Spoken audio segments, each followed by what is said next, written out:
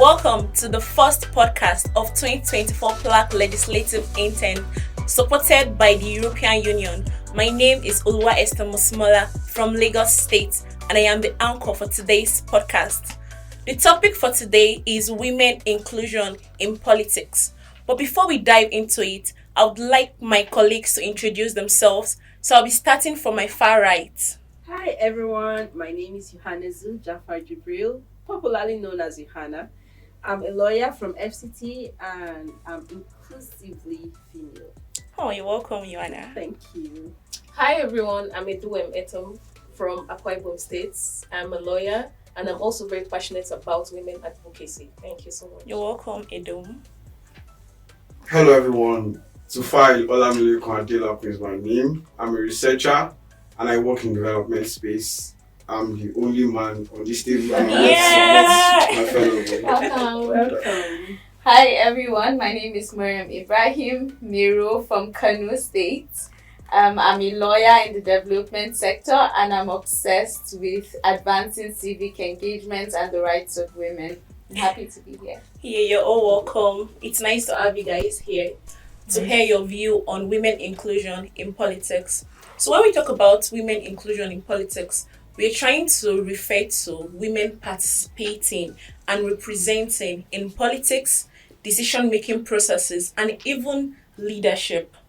The Ninth Assembly, the bill that has to do with women participating in politics, we have voted down.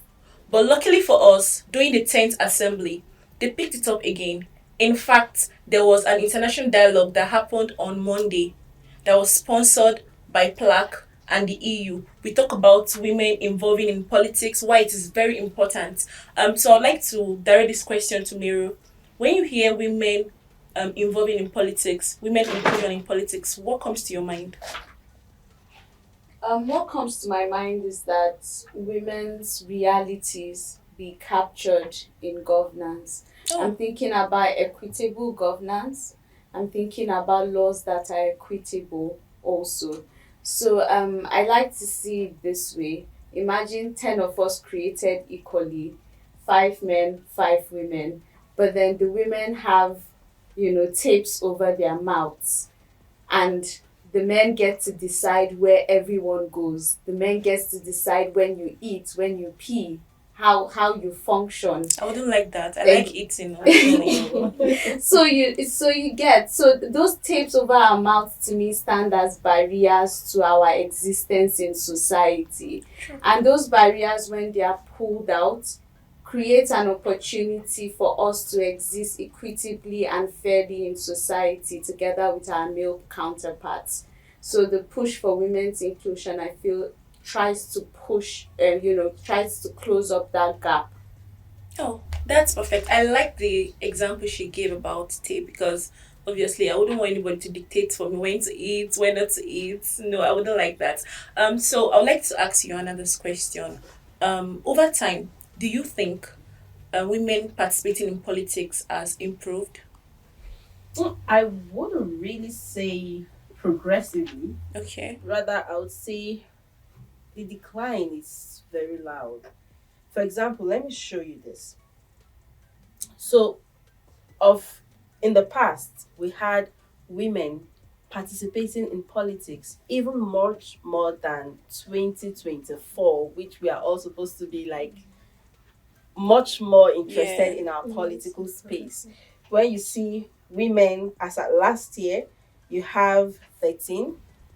As at 2019, Okay. we have 13 at the House of Reps, and we have 8 at the Senate. And this thing vis-a-vis the male counterpart of 101 at the Senate and 347 out of the 360 at the House of Reps. And 2023, currently we have just 16 females at the House of Reps and just 4 at the Senate out of 105.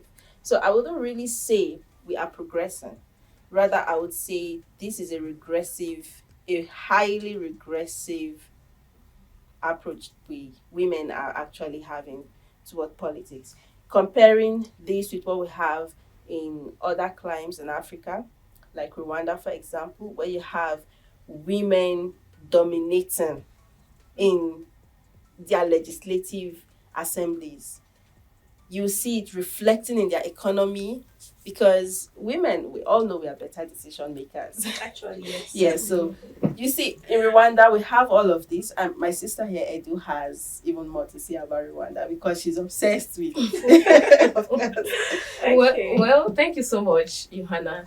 Why I would say that this when we're advocating for inclusion, women inclusion in politics, we are not necessarily saying women against men. We are not necessarily. exactly. We are Yes. what we're advocating for is humanity. We are advocating for human rights. Yeah, it's not We are competition. advocating for a progressive society. Unless you would say women have nothing to offer, then we may say, okay, oh, it's not necessary. But as far as women have something to offer, even down to okay, let's look at the family sphere, for example. Women have a lot to offer. We know that women run the family most of the time. True. So how then, when it comes to politics, it's like women are now not capable enough, or they are not better, or they are not able to do it. So in the case of Rwanda, for example, in fact, it's a staggering figure of 63.8% of the women in parliament there in the lower house. And while Nigeria's situation is just a case of 3.9%. 3.9%. Thank you so much. 3.9%. That's pathetic. That's so pathetic. Despite all the advocacy, yes, it's like we are talking a lot, but we are not walking the talk. So that's why I'm so excited that we are still advancing, we are still pushing to get more practical representation, not just talking. And I'm so happy with what the 10th legislature is trying to push and advocate for. Okay, so we are saying enough of the cho. Let's show workings. Yes. Okay, so let me ask the male here. Why do you think it's important for women to be included in politics? Thank you once again for this opportunity. As a man, we're surrounded by a lot of women. I was raised by a supporting mother. I have a couple of sisters. I know a mother, the female gender, they are very compassionate, they are very caring, and they're not just representing themselves, they represent a generation. Yes, true. And when you give them a seat on the table, it gives them opportunity to come up with policies that will cater for the society, that will cater for the generation yet to come. And I believe so much that when you involve women in decision making, they come up with fantastic decisions. And that should reflect in our politics, it should reflect in the kind of legislations we have in this part of the world. The statistics are there, and it's quite unfortunate that we are nowhere close to other countries that are doing so well, because when you see countries that are driving the path of development, check for what the women are doing there. Yeah. And when you see countries that are not doing well, check for how the women are being included in the political system. So I'm a very strong advocate that we need more female representation in our political system, and we need to drive this discourse towards this particular line. Thank you. So Come we on, need too far. yes, we need more women so it can reflect in our political space. It can reflect in our economy as well. I think on Monday thereabout, there's some persons carrying placard at National Assembly. They're saying make a woman the Minister of Humanitarian. Women are the voice of the voiceless. I think it now makes sense to me, obviously, because they say now who they wear should I know where they pinch them. Definitely. So I think a woman best fit to know what happens in the community, what is going on with the masses compared to the men. Sorry, but we just have to say it. And also, if I may add to that, definitely why we need women is because there are certain sectors that the legislature tries to impact, which directly affects women. So when women are there, they would better understand the dynamics of how things work, how the far-reaching impact of these sectors on them, on us. So like, for example, the education sector, you see that if we have more women there, and also the healthcare sector, if we have more women in the legislature driving legislation, influencing policies, you would see that more attention will be given to the healthcare system, which will also positively decrease the rate of maternal to child mortality. And also, even in our education system, you would see that there would be improvements because, I mean, the women mostly, they spend time with the children. They know with the stark reality what things are, and have seen the negative impact of the poor educational sector that which it has on the children. So the women will better know how to legislate, know how to drive for more better and suitable policies to be implemented. With the 3.9% representation in parliament now, I feel like what's happening is that laws are made for us without our input. So how dare you say this and this would only if the laws are not affecting us, but every law made in Nigeria is affecting us. Yes. And then we're not there to approve it. So men are basically saying, go, this is the impose. It seems like, this is why it's critical because a lot of things are being imposed on us without our permission, without our approval. So I'm really glad that, the National Assembly is trying, this 10th Assembly is working to see how women's participation will be heightened in the National Assembly. Yeah. Okay, so very quickly before we talk about the solutions or probably strategies where we can make women participate more in politics, let's look at barriers. What is stopping women from participating in politics? So, Joanna, what do you think? Plenty. You joke. I'm telling you. Like, where do you want to start from? Is it from the grassroots, the family units, or to the religious institutions, or to the educational institutions?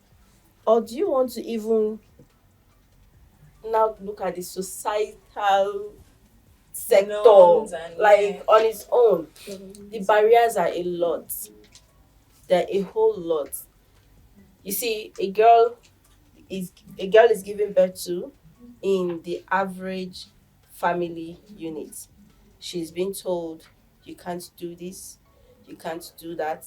Nobody asks her what she wants. Everything is being, you want this, take it. This is the one that you should have. This is what you should take. Don't say a word. Do not complain. We want this for you, do it.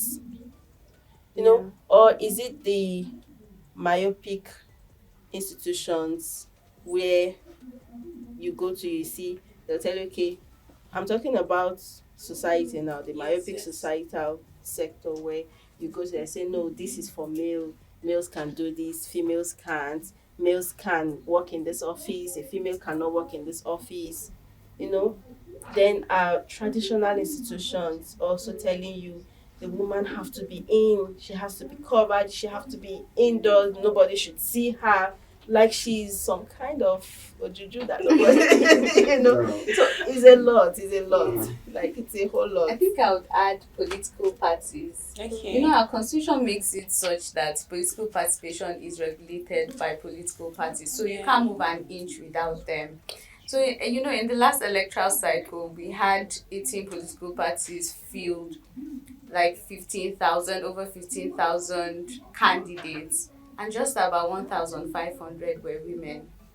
So if we're not even pushing out female candidates, it will tell at the end of the day on who gets to represent who. And I feel like political parties, it's high time they start to take responsibility for taking charge in increasing the participation of women. The two major political parties, you find that women, especially young women, when they have to run for office, they shy away from APC and shy away from PDP because they know almost automatically it's the big guys that have it.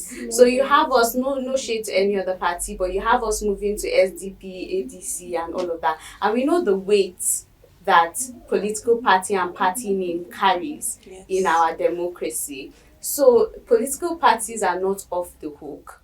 They are as much as barriers and the gateway also, and a prominent gateway to increase the participation of women in politics. Not just participation as in, because we vote, some might even argue we vote more than men. Yes. But how can we vote? You want our votes, but you don't want us to represent you. We're good enough to to vote, but we're not good enough to be voted there in for. office. Exactly, we're not good enough to be voted for. Thank you, Johanna. I just want to add poor economic policies that are unfavorable to the women.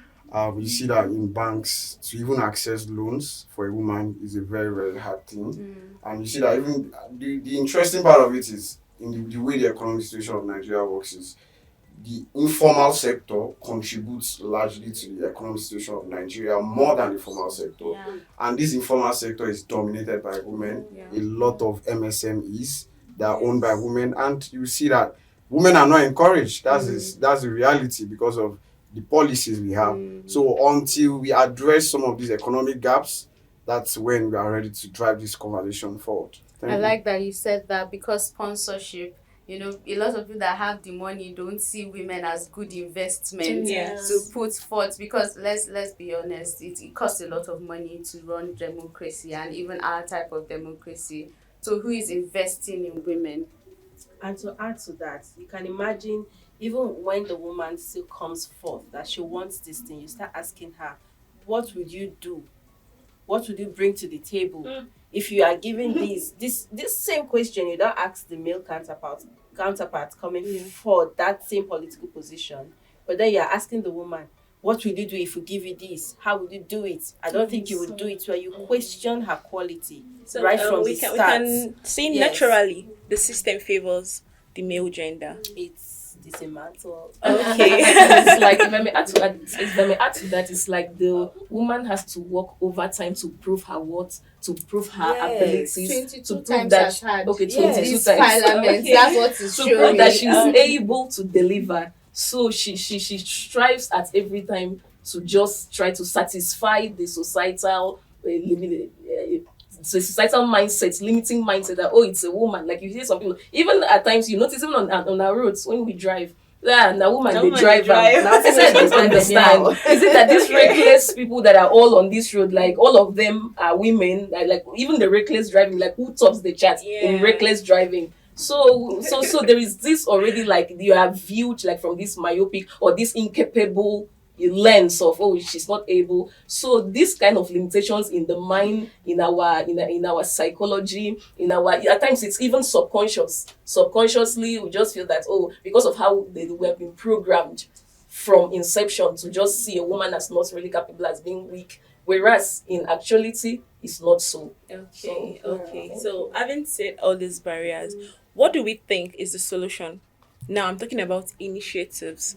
I think last week they talked about creating 6 extra seats for women and people with disabilities. Is this the way forward? Was that like a bill or No, something? they Yes. just like I think it passed first reading. Did it? Yes, I think wow. I think it did. The house Yes. introduced it. Yes, the House of Okay. Reps introduced it.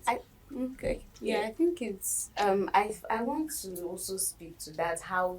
Why do they like grouping women? It's almost as if we can't exist as a Women and category. children. Women and people women with and youth. disabilities. You know the last general elections, I was feeding on the manifestos of the presidential candidates. Their section women and youth. Okay, so what now happens to us in special category young women? Because a lot of times when I say this women are youth, the youth that they have in vision is not even young women. Why must we always be grouped? That's my question. That's the only question I want to raise with that bill. But I really believe the sponsor of the bill is doing amazing work. I mean, the House just passed, the House of Representatives just passed the anti-sexual harassment bill. So it's not the intention. I just wanted to raise that question, like, why are we always grouped? But speaking about like special seats, this the program that PLAC had hosted with EU on the constitution review, I think that's where really our eyes should be, because it's seeking for 74 seats in National Assembly for women. So that trumps, I mean, we want, please bring the bill, 6 seats. They should just be bringing different alteration bills that will increase our chances of higher representation. But I really hope that that bill passes the third reading, anything to increase representation to me is a go for me. It has my thumbs up. Okay, so to Fal, how do you think men can support women in participation? Okay, in my opinion, I think we need to deconstruct gender from the family setting. I think we can always start from there. Okay. A good number of us grew up from a background where, as a boy, you are told go and wash the car. As a girl, go and wash the plate. In fact, you realize that a couple of male cannot even cook to this extent. That's Can you cook? of course I'm a good chef. I'm a good chef. Yoruba I guy can. can So I believe we need to deconstruct those barriers because it's a layer and it's a gradual process. When we start from the family setting, when we try to make sure we have the good orientation from the family background, as a gentleman, we should always be brought up with the mindset that we are not women, ladies are not in competition with us. We should support them. That's the way I'm being brought up, complimenting you guys. and I believe so much that if every man sees it this way, to a very large extent, we have a better society where you won't just wake up one day, read some news and realize that a man is killing a woman on the basis of there's a very terrible news of a woman a Kenyan who she was a former Olympic winner and her ex-boyfriend set up the fuel on her on the basis of competition and all of that. So I believe as men we need to see this as a supportive way to make sure we have a better society and not see it as a competition per se. Thank you. I think that's even the reason why women are created in the first place. So I have a help quick mates. question for Tifai. Okay. Do females wash car in your house? Watch cars. Please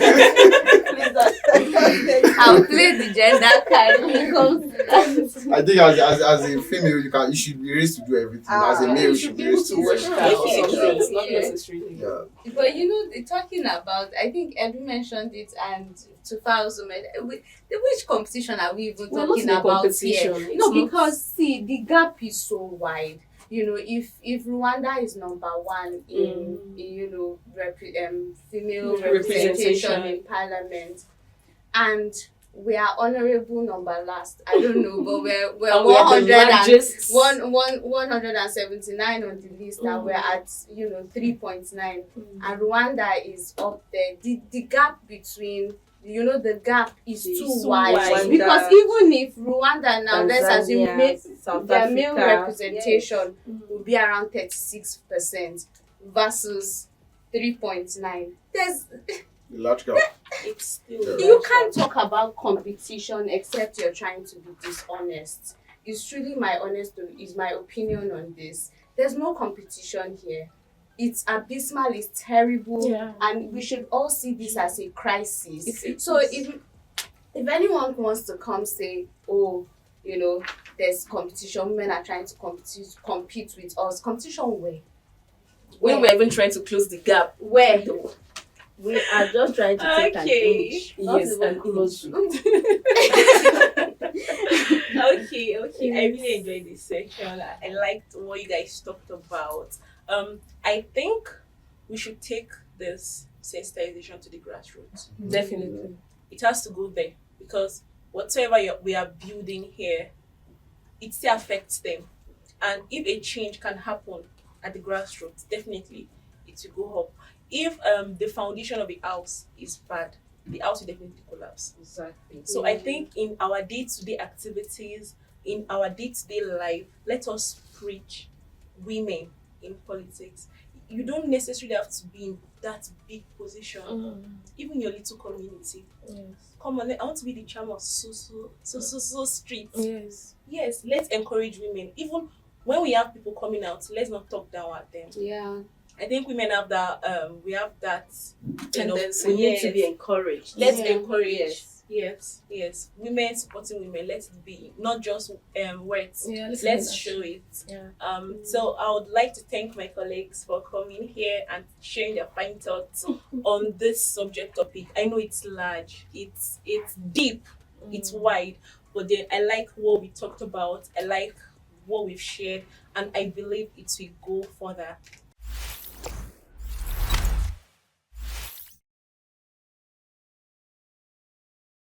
Okay, so moving to the NAS segment. As you all know, we are deployed to NAS, various committees. So what happened in NAS? What has been happening? What's going on? What's the gist?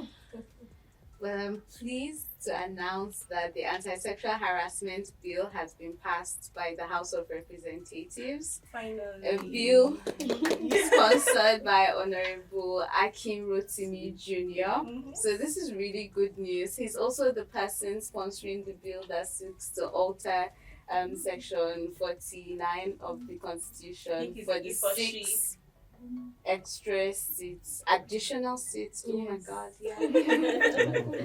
Yeah. Okay, Joanna, what's happening? Oh, well, aside the recent ministerial nominees, where we had a lot, where we had some beautiful females. Yes, there. So, Okay. Last week we had a very fantastic welcoming for the ministerial nomination, and we had the screening at the floor of the Senate. And interestingly, out of the 7 nominees, 3 of them were women. That's So that's a good number, and we want to encourage our administration to just keep up the good work, and let's try to close the gender gap in the political system. Okay, so I like how the National Assembly are now very intentional about including women in decision making. Like, women must be DNA. I like it. I like it. It's encouraging. And then it shouldn't just stop at the National Assembly level. In our community, in our homes, how do we talk to our siblings, the male, the female? Let's encourage them. Let's encourage our female child as well. Let's not talk down on them. It's very important. Just like Joanna said, you don't do this, you don't take this, you don't do that. She'll be timid, and then she will feel, okay, there's this certain stage in life I can't get to. So thank you guys for coming here to share your view on the topic, and I want to thank our listeners, and also shout out to PLAC and EU for making this possible. Yes, thank you very much, everybody. My name is Olua Esther Mosmola, the host of this episode.